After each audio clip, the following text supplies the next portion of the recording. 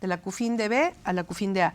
Y ustedes me podrán decir, ¿pero qué pasa si el dividendo que distribuyó B no proviene de CUFIN? Eso es irrelevante, porque a final de cuentas, cuando se dice que un dividendo proviene de CUFIN es porque ya pagó impuesto. Si no proviene de CUFIN, la empresa B, que es la que va a distribuir los dividendos, en el momento en que determine que va a distribuir X cantidad de dividendos con base en sus estados financieros, vamos a suponer que va a repartir 10 millones de dividendos y de eso, y su CUFIN, el monto de la CUFIN en la empresa B es de 7 millones de pesos. Entonces 7 provienen de CUFIN y 3 no provienen de CUFIN. No importa, a final de cuentas, provengan o no provengan de CUFIN, de la empresa B no va a salir un peso si ese dinero no paga impuesto antes de salir de B.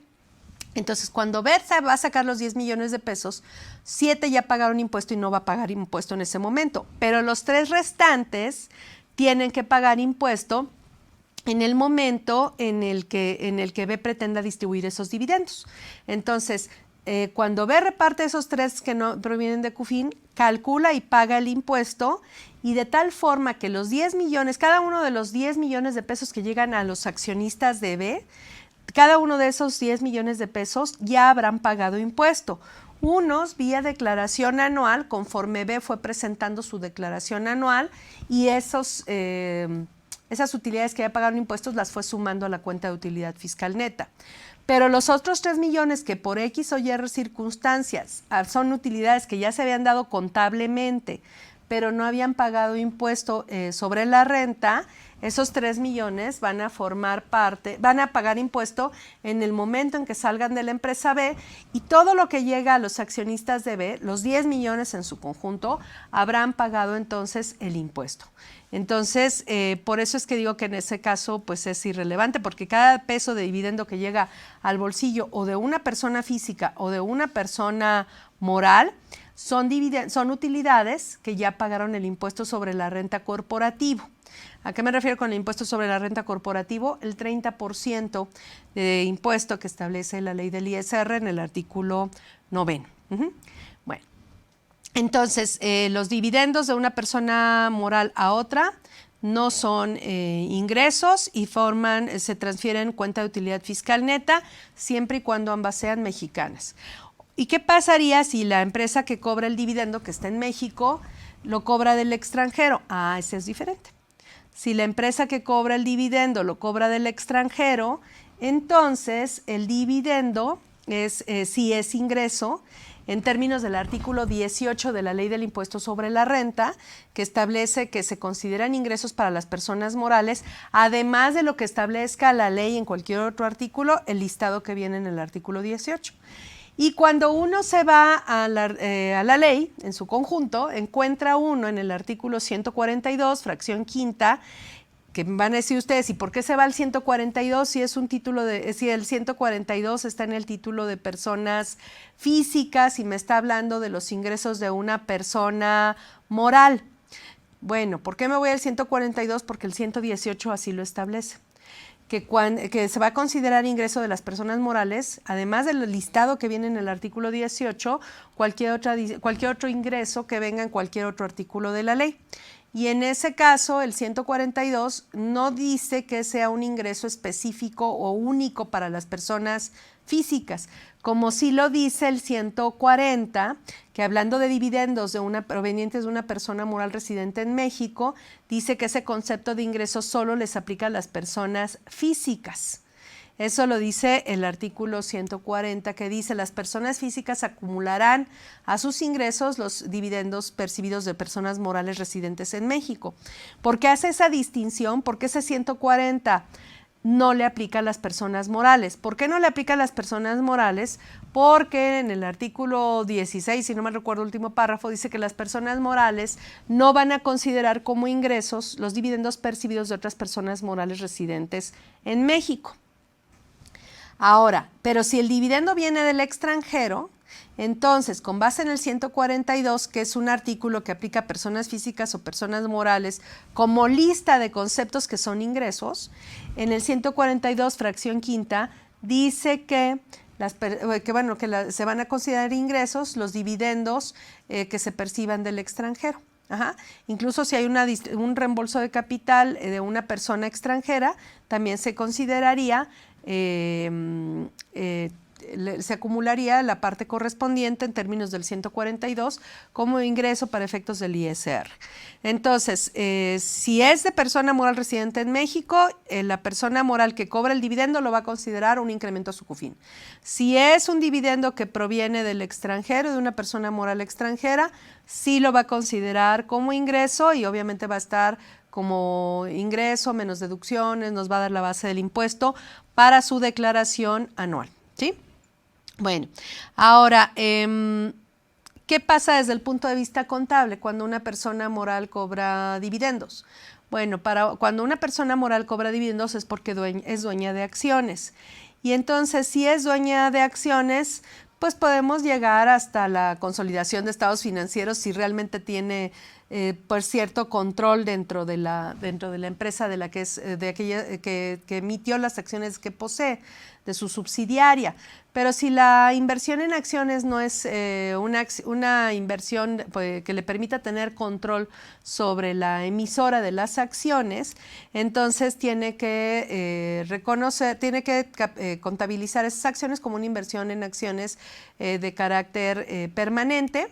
Y en ese caso tendría que evaluar sus inversiones a través del método de participación. Entonces, cuando la empresa hace la aportación al capital social de la empresa B, pues A va a cargar a inversiones en acciones de carácter permanente con abono a bancos. Ajá. Y B, pues va a cargar a bancos con abono a capital contribuido o capital social, ¿no? Bueno, ¿qué es lo que hace con el método de participación la empresa A? Si al término del año 1 la empresa B tuvo una pérdida de 100 pesos y A es dueña del 10% del capital, entonces quiere decir que A es dueña del 10 pesos de esa pérdida.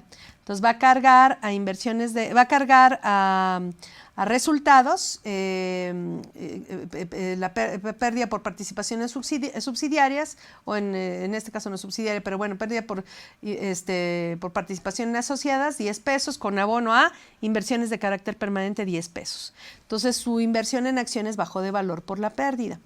Pero si al siguiente año B tiene una utilidad de 1 millón de pesos y a le toca el 10%, entonces A va a cargar a inversiones en acciones 100,000 pesos con abono a resultados, ingresos por participaciones subsidiarias. Ajá. Y entonces cada año el valor de las acciones que A tiene de B en su contabilidad van a subir o van a bajar de valor en función a si B tuvo utilidades o tuvo pérdidas y a cuánto de esa utilidad o de esa pérdida le corresponde a A.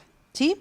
Entonces, estos gastos o ingresos por utilizar para evaluar acciones el método de participación, el artículo 16 dice que esos ingresos por utilizar para evaluar el método de participación, por utilizar para evaluar sus acciones con el método de participación, esos ingresos por participación en asociadas que dijimos que se registraban, no son ingresos para efectos fiscales, ¿sí?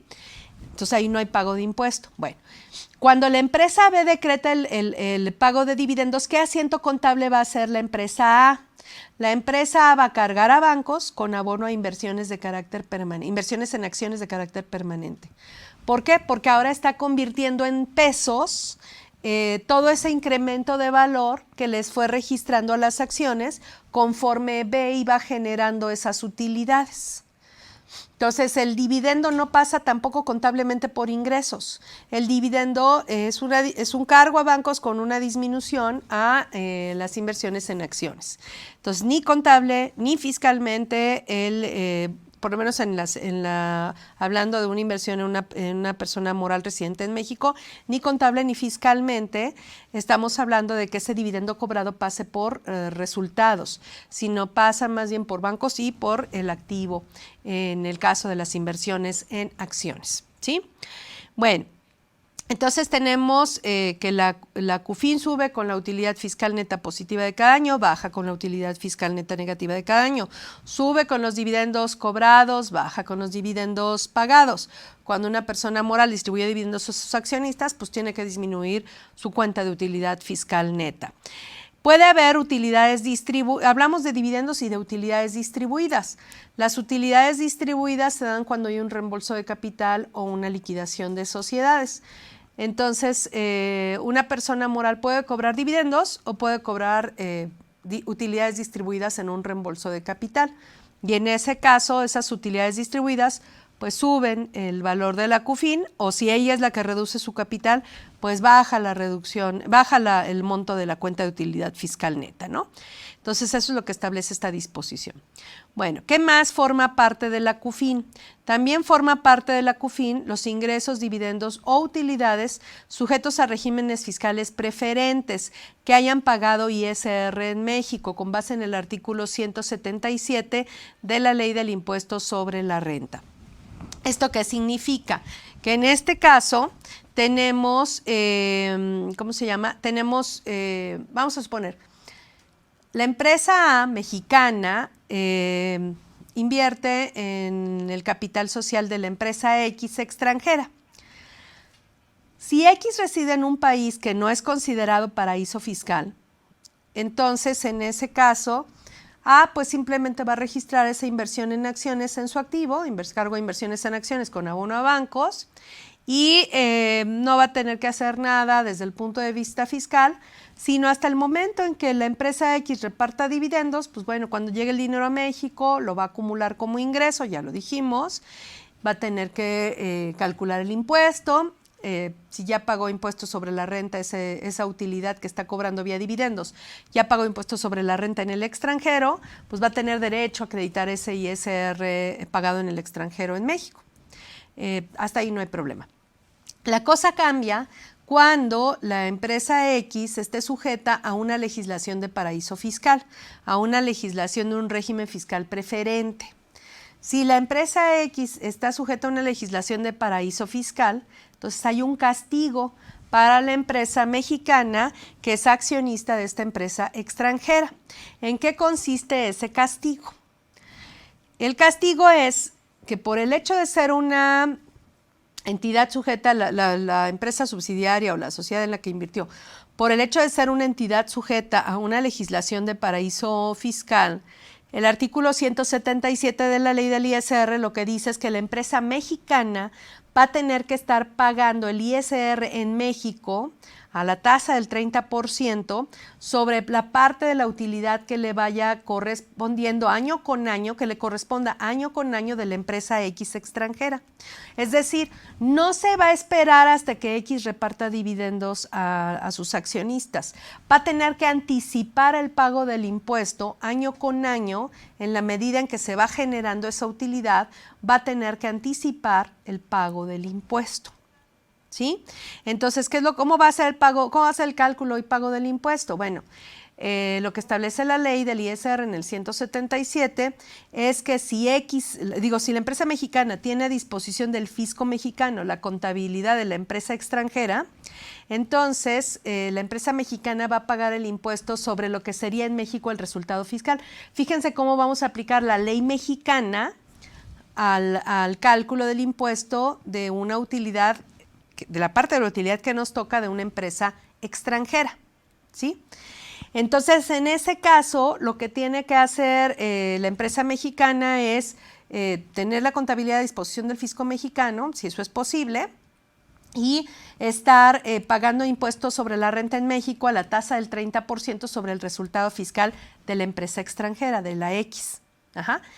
¿Dónde va a pagar o cómo va a pagar ese impuesto? Cuando ustedes entran a elaborar su declaración anual de personas morales en la página del SAT, ya al final, ya cuando llegaron a la determinación del ISR, donde vienen ingresos, menos deducciones, menos PTU pagada, me da la utilidad fiscal, menos pérdidas fiscales, me da el resultado fiscal, llega el resultado fiscal a la tasa del 30, luego vienen los pagos provisionales, etcétera, y ya viene el saldo a cargo a favor.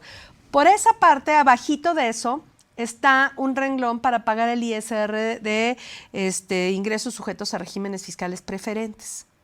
Ahí se paga el impuesto que la empresa mexicana calcula sobre la parte de la utilidad que le corresponde de la empresa X extranjera que está sujeta a una legislación de un régimen fiscal preferente. Entonces, ¿qué es lo que va a hacer la empresa mexicana? Año con año va a estar pagar el impuesto sobre la parte de la utilidad, suponiendo que hay utilidades, sobre la parte de la utilidad que le corresponde de la empresa X extranjera. Y va a formar, así como hace su cuenta de utilidad fiscal neta con las utilidades netas que ya pagaron impuesto en México, va a formar una especie de cuenta de utilidad fiscal neta, por llamarlo de alguna forma, de paraísos fiscales. Y ahí la va a tener guardada, va a ir acumulando esas utilidades que ya pagaron impuesto en México, que vienen de paraísos fiscales, las va a tener en esta cuenta especial. Vamos a llamarle CUFIN de paraísos fiscales, por llamarlo de alguna forma, ¿no? Finalmente, cuando la empresa X extranjera, que está sujeta a una legislación de paraíso fiscal, se le ocurra bien repartir dividendos a sus accionistas, en el momento que mande dinero a la empresa mexicana, que es accionista de ella, que le mande la parte que le toca de los dividendos, la empresa mexicana lo que va a tener que hacer es comparar ese dividendo que ya cobró contra su CUFIN de paraísos fiscales. Si está cobrando 10 millones de pesos y en su CUFIN el equivalente a 10 millones de pesos y en su CUFIN de paraísos fiscales tiene un monto de 8 millones de pesos, entonces quiere decir que entraron 2 millones que no han pagado impuesto.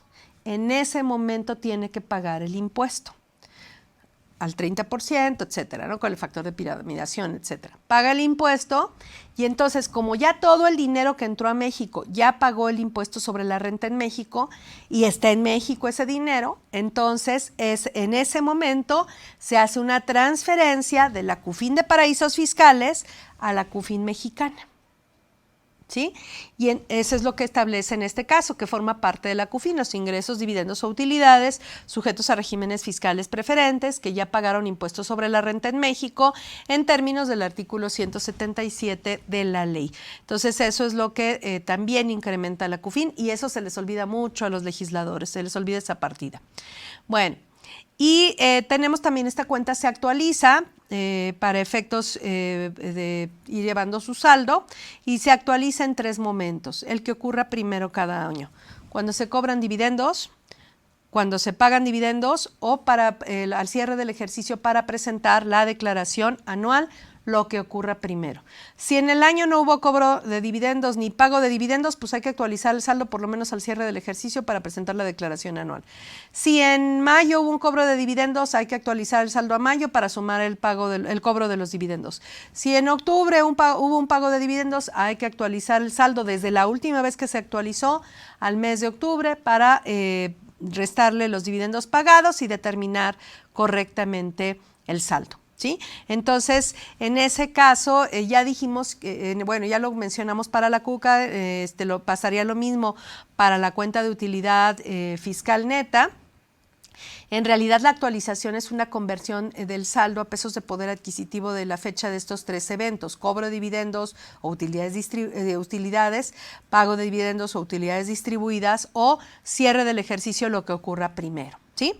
Entonces, en ese caso, en realidad no es que incremente el saldo, simplemente estamos convirtiendo el saldo anterior a pesos de poder adquisitivo de la fecha de este nuevo evento. ¿Sí? Y bueno, finalmente cualquier complementaria que presentemos para corregir el resultado fiscal de cualquier ejercicio, pues obviamente el cambio derivado de estas declaraciones complementarias se tiene que considerar en el saldo de la CUFIN, hay que corregir los datos una vez que se presentaron las declaraciones complementarias y esto puede producir o un incremento o una disminución del saldo de la cuenta de utilidad fiscal neta, ¿no? Entonces, esto es lo que ya tenemos en este supuesto. Y bueno, no sé si tengan alguna duda respecto a la integración de la cuenta de utilidad fiscal neta, porque vamos a ver ahora la determinación de la utilidad fiscal neta, ¿sí? Entonces, para ello, nos vamos a ir al artículo 77, nos vamos a ir a los criterios normativos del SAT, anexo 7 de la resolución miscelánea, nos vamos a ir al artículo 10 de la ley del impuesto sobre la renta y de hecho son pues disposiciones que tenemos que tener a la mano para poder analizar este artículo 77, porque en este artículo 77 se han dicho muchas cosas, sobre todo respecto a la PTU y en el efecto que tiene la PTU en el cálculo de la UFIN. Mucha gente hace mal el cálculo de la UFIN, precisamente por el tema de la PTU, pero bueno, vamos a tener a la mano todas estas disposiciones para poder analizar estos temas. Entonces, después en el siguiente bloque les voy a poner nuevamente el criterio no vinculativo al que hacía referencia al principio, respecto al tema de la aportación de capital con bienes, que si causa IVA o no causa IVA, que ya lo expliqué, pero bueno, para que vean lo que dice el criterio. Eso vamos a verlo regresando después de la pausa. Inmediatamente después nos vamos al artículo 77 y vamos a tener que ver el 77, el artículo 5 y también vamos a tener que ver obviamente, las disposiciones transitorias de la ley del impuesto sobre la renta y vamos a también a tener que ver el artículo 10 de la ley del impuesto sobre la renta. Entonces, todos estos temas los vamos a ver después de la pausa. Si les recuerdo, pueden hacerme las preguntas que quieran, si ustedes quieren regresando, si tienen ya alguna duda respecto al primer bloque, yo les pediría que antes de iniciar el segundo bloque me hagan llegar sus preguntas para que yo pueda responderlas y sigamos con el tema ya después en la segunda parte sin ningún problema y que ya tengamos todas las dudas resueltas antes de iniciar el siguiente tema. Entonces, por favor, ahorita que vamos a tener esta pausa, revisen qué dudas tienen para que antes de empezar el siguiente bloque me hagan llegar sus preguntas y yo pueda resolverlas antes de iniciar ese bloque. Me dará mucho gusto poder resolver sus dudas o ampliárselas, espero que no sea así. Habrá casos en que no pueda darles una respuesta definitiva porque habrá casos en que pueda haber algún tema controvertido, pero bueno, entonces ahí la cuestión es que resuelvan todas sus dudas en estos temas que aparentemente son complejos, porque la verdad es que si nos vamos paso a paso y vamos entendiendo cada tema, la verdad es que el entendimiento nos va a fluir sin ningún problema. Tenemos algunas preguntas. Tenemos una pregunta de Alejandro. Dice, a las pérdidas fiscales, ¿cómo se deben considerar en la UFIN? Y la CUFIN no quedó muy claro. No, de hecho, tiene razón, todavía no vemos esa parte del tema. Apenas vamos a ver cómo se integra la utilidad fiscal neta, la UFIN, que es la que se suma o se resta a la cuenta de utilidad fiscal neta en función a si es positiva o negativa. Eso vamos a verlo en un momento.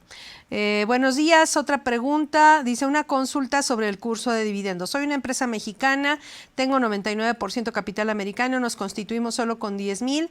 A lo largo de 5 años de vida, los accionistas nos han venido sufragando los gastos que aún no logramos cubrir por cuenta propia, ya que nuestras ventas son bajas. Hemos acumulado una cantidad importante a cuenta de futuros aumentos de capital y se pretende formalizar esa cantidad como parte del capital. Eventualmente los socios quieren recuperar ese dinero. Si lo formalizo ahora como capital, cuando la empresa genere utilidades, los socios querrán recuperar ese dinero. La pregunta es, llegado ese momento, ¿se tendría que pagar algún impuesto?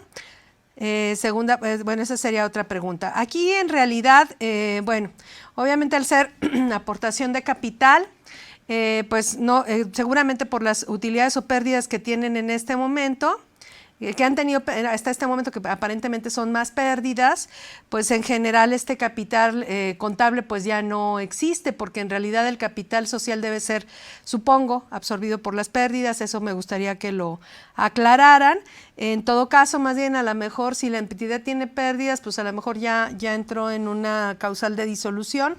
Ahí los accionistas, este dinero, pues sí necesariamente, si no quieren llegar a este causal de disolución, los accionistas necesariamente tendrían que utilizar este dinero para reconstituir el capital social o capital contribuido, ¿no?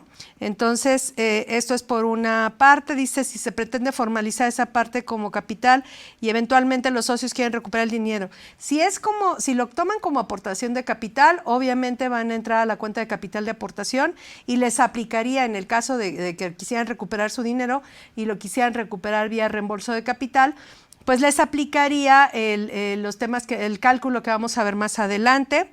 Pero eso depende de qué decisión tomen. Ahora, si se lo van a reembolsar, se lo van a pagar como reembolso de gastos, pues tienen que cuidar de que los reembolsos sean exactos por los gastos. ¿Por qué? Porque si no, el fisco puede considerar, no sé, si tienen gastos acumulados y van dando 1,000, 2,000, 3,000, que no tienen nada que ver los importes que les entregan con los gastos que ellos hicieron por cuenta de ustedes. El problema es que eso se los pueden considerar como ingresos a la persona porque no coincide el reembolso con el importe del comprobante. Entonces ahí, si van a hacer reembolsos de gastos, tienen que ser por cantidades exactas correspondientes a las facturas que ellos hayan cubierto, ¿no? Entonces tengan mucho cuidado con esa parte, ¿no? Entonces, bueno, conclusión. O les dan el dinero vía reembolso de gastos, pero los reembolsos tienen que ser por cantidades exactas en atención a los montos de los comprobantes, o capitalizan eso, hacen el acta de asamblea, reconoce ese pasivo, hacen una capitalización de pasivos y entonces cuando quieran recuperar el dinero, cuando quieran devolverles el dinero a los accionistas, pues tendría que ser vía reembolso de capital. Ahora, lo que sí es necesario es que si es que hay pérdidas contables, que estas pérdidas se reconstituyan o se eliminen, digamos, vía estas aportaciones o nuevas aportaciones para que no caigan en causal de disolución. Esos serían los comentarios. Ahora, segunda pregunta de esta misma persona. Había un socio mexicano, de los 10,000 de capital, el socio mexicano tenía una aportación de 300 pesos, pero este socio se retiró en 2019 y solo se hizo contar en actas. No se pagó su aportación inicial. ¿Esto es correcto o debo reembolsar los 300 aunque solo hemos generado pérdidas? Es que aquí ya cayeron en causal de disolución. Yo diría que pues no, ya no tendrían que regresarle porque el dinero que aportó ya lo perdió. Efectivamente no tendrían que pagarle nada, pero sí lo importante es fortalecer el capital, que los accionistas sería lo ideal que absorban estas pérdidas y que a lo mejor todo ese dinero que han estado dando para financiar a la empresa, que lo reconozcan como una aportación de capital para absorber las pérdidas y dejar el capital por lo menos con los 10,000 que arrancaron. Es decir, si tienen 10,000 de capital social y por decir algo, 100,000 en pérdidas, pues ya la empresa está en causal de disolución. Entonces lo que tendrían que hacer es que si ellos han asumido esos gastos, haciendo esos pagos por cuenta de la empresa y les deben dinero, pues por lo menos que 100,000 pesos de ese pasivo se destine a absorber las pérdidas para que entonces la empresa quede cero pérdidas y el acta de asamblea debe decir que es para absorber las pérdidas. Entonces, que se hace esa aportación para absorber las pérdidas. Entonces quedan las pérdidas en cero y con eso el capital social nuevamente queda en 10,000, porque si no el capital prácticamente ya no existe. Y luego tenemos otra pregunta, déjenme ver, aquí que está un poquito chiquita la letra, que dice, en Texas, Estados Unidos, está constituida una empresa, ¿se considera el estado de Texas paraíso fiscal? No, aquí es por país, Estados Unidos no es paraíso fiscal. Por consiguiente, la empresa es Refipre, no, en este caso no. ¿Existe un ISR estatal o tasa corporativa estatal para las empresas constituidas en Texas? Eso no sé, tendría que revisarlo, porque sería la legislación de Estados Unidos la que se aplicaría allá. Obviamente sí puede ser que haya un ISR a pagar en el extranjero, que ahí ellos le tendrían que dar una especie de constancia en caso de que se haya pagado ese ISR en el extranjero. Hay unas constancias, así como tenemos constancias de retenciones en México, también existen para Estados Unidos y tendrían que decirle que es por el pago de dividendos. Y vamos a ver cuando entremos a la parte de ISR pagado en el extranjero, que tiene que ver con el cálculo de la UFIN, vamos a tocar este tema de los dividendos del extranjero, es muy interesante. Y finalmente tenemos otra, dice, el manejo de las acciones, reembolsa, compra y venta, dividendos, ¿es igual cuando se tienen en casa de bolsa?